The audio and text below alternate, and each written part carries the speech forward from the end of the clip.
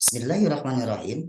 Alhamdulillahirrahmanirrahim. Teman-teman yang dirahmati Allah, kita bertemu dalam pembelajaran untuk sesi kali ini. Perkenalkan, saya Adi Swiharja, saya mahasiswa PPG dalam jabatan UIN Sayyid Ali Rahmatullah, Tulung Agung, Jawa Timur. Baik, dalam sesi pembelajaran ini sebelum kita memulai pembelajaran, kita berdoa dulu. Bismillahirrahmanirrahim. Allahumma anfa'ni bima 'allamtani wa 'allimni ma yanfa'uni wa zidni ilman.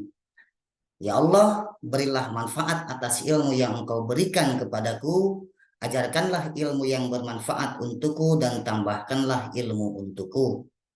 Mudah-mudahan dengan berdoa kita sebelum pembelajaran dimulai, maka semua ilmu yang kita dapatkan bisa bermanfaat bukan hanya untuk kita, tapi juga bermanfaat untuk orang lain dan bisa diwariskan kepada generasi penerus kita. Amin. Ya Rabbal Alamin. Lalu kemudian sebelum kita juga memulai pembelajaran, kita akan membaca ayat suci Al-Quran terlebih dahulu. A'udzu billahi minasy syaithanir rajim. Ya ayyuhalladzina amanu taqullaha haqqa tuqatihi wa la tamutunna illa wa antum muslimun. Wa'tasimu bihablillahi jami'an wa la tafarraqu wadhkuru ni'matallahi 'alaikum idh kuntum a'da'an fa'alafa baina qulubikum fa asbahtum bi ni'matihi ikhwana wa kuntum ala syafa hufratin minan nari fa anqadhakum minha kadzalika yubayyinullahu lakum ayatihi la'allakum tahtadun. Sami'na wa ata'na ghufranaka rabbana wa ilaikal masir.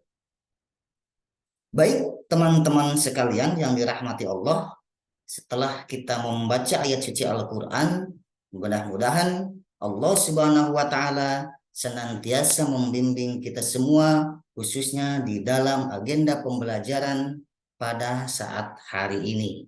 Kita berlanjut dengan materi yang terkait dengan alat-alat bersuci.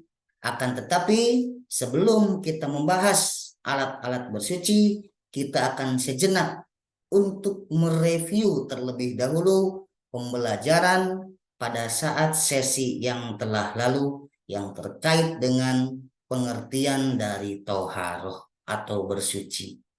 Bersuci di dalam bahasa Arab lazim disebut dengan kalimat toharoh. Istilah toharoh ini dari segi bahasa memiliki arti membersihkan diri, pakaian, tempat, dan benda-benda lain dari najis dan hadas dengan tata cara yang ditentukan oleh syariat Islam. Tentu saja salah satu dari dasar hukum pelaksanaan toharoh ini diantaranya adalah terdapat di dalam Quran surat At-Taubah ayat 108. Wallahu yuhibbul mutatahhirin. Dan Allah menyukai orang-orang yang bersih. Nah, untuk selanjutnya tentu saja ketika kita akan melaksanakan toharoh atau ketika kita akan melaksanakan bersuci, maka ada benda-benda yang harus disiapkan atau disediakan untuk bersuci yang disebut dengan alat-alat bersuci. Nah, alat-alat bersuci itu ya sebetulnya banyak. Hanya yang menjadi yang paling utama ada 3. Alat bersuci itu diantaranya adalah yang pertama adalah air, yang kedua benda padat atau benda selain air, dan yang ketiga adalah diantaranya debu. Baik, yang pertama, alat untuk bersuci yang paling utama adalah air atau alma. Meskipun demikian, tidak semua air dapat digunakan untuk bersuci. Tidak semua air dapat digunakan untuk bertohar. Oleh karena itu, kedudukan air di dalam bersuci, khususnya dalam fikih Islam, ada yang disebut dengan air suci dan mensucikan, air suci tapi tidak mensucikan, ada air mutanajis, ada air mustakma, dan yang terakhir ada air musammas. Yang disebut dengan air suci dan mensucikan adalah air yang sah untuk digunakan sebagai alat bersuci. Di antaranya ada air hujan, ada air yang berasal dari mata air, ada air laut, ada air sungai, ada air sumur, ada air es atau salju. Nah, ini mengingatkan kita nih di dalam salah satu doa iftitah kita, Allahumma gsilni minal khotoya bil ma'i wassalji wal barad. Nah, termasuk ada al barad, ada air embun. Ya Allah, sucikanlah aku dari dosa-dosaku dengan air es atau salju, wal barad atau air embun. Itu adalah beberapa contoh kategori air suci dan mensucikan. Untuk selanjutnya, ada jenis air yang air tersebut suci, tapi sayang sekali tidak bisa untuk dijadikan sebagai alat bersuci, atau air suci tapi tidak mensucikan. Air ini halal untuk diminum, tapi tidak sah jika digunakan untuk bersuci. Nah, biasanya air-air yang seperti ini adalah air-air benda-benda suci yang lain, akan tetapi sudah tercampur dengan benda-benda suci yang lain, dan hilang, dan namanya berubah atau menjadi hilang nama airnya secara mutlak. Contoh misalnya air kelapa, kopi berubah menjadi air kopi. Ketika air dicampuri dengan teh berubah menjadi air teh. Ketika air dicampur dengan susu berubah menjadi air susu. Seperti itu. Nggak mungkin, bukan tidak mungkin sebetulnya. Air-air yang tadi saya sebutkan, air kelapa, air kopi, air teh, atau air susu, semuanya itu mensuci. Bahkan bisa kita konsumsi, bisa kita minum. Tapi yo masa bersuci dengan menggunakan air-air yang semacam tadi, butuh berapa galon kopi misalnya buat mandi. Kita harus ngumpulin puluhan kelapa yang kemudian digunakan untuk bersuci. Makanya benda-benda ini adalah air suci tapi tidak mensucikan. Kemudian yang selanjutnya macam-macam air, diantaranya adalah ada yang bilang air mutanajis. Air mutanajis adalah air yang sudah berubah warna, bau dan rasanya karena terkena najis. Misalnya di dalam air sumur kita nimba air, kemudian air tersebut dipindahkan ke dalam seember wadah ember, kena sengaja kena kencing. Nah, kemudian air yang ada di dalam ember tersebut berubah, setelah terkena air kencing itu berubah warna, bau, dan rasanya.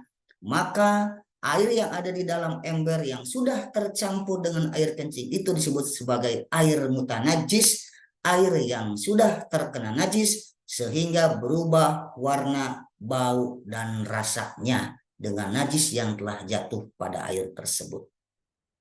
Kemudian yang selanjutnya ada yang disebut dengan air mustakmal. Air mustakmal adalah air yang dia sudah terkena najis, akan tetapi air tersebut ukurannya kurang dari 2 kulah. Dan air bekas pakainya telah digunakan untuk bersuci walaupun tidak berubah warnanya.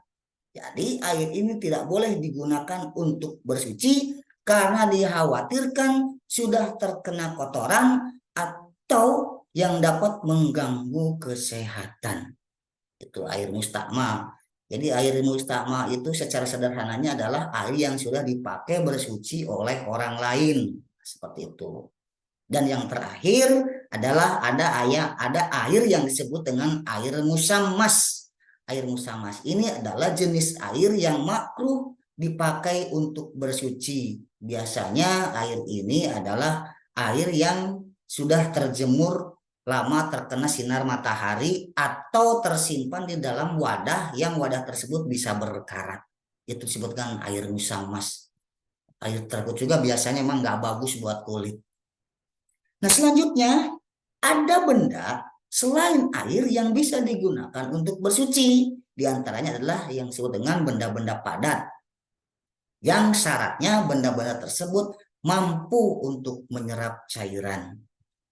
Benda-benda selain air yang dapat digunakan untuk bersuci di antaranya adalah ada batu, ada kayu, ada tisu, bisa menggunakan daun-daun kering.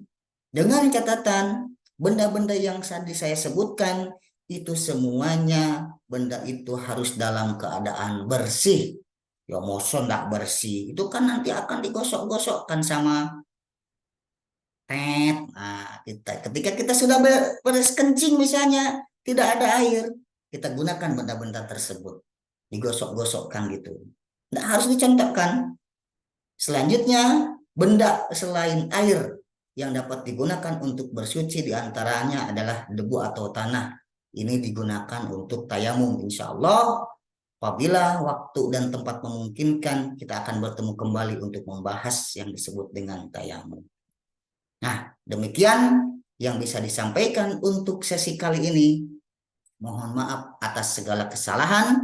Jangan lupa review kembali semua materi yang sudah disampaikan, dibaca kembali, dan selalu untuk berdoa kepada Allah Subhanahu wa Ta'ala agar diberikan kesehatan, agar diberikan kekuatan untuk senantiasa bisa menuntut ilmu. Semoga bermanfaat dan mudah dipahami. Terima kasih atas perhatiannya. Allahu ya'hudu bi aidina ila ma fi khairin lil Islam wal muslimin. Wassalamualaikum warahmatullahi wabarakatuh.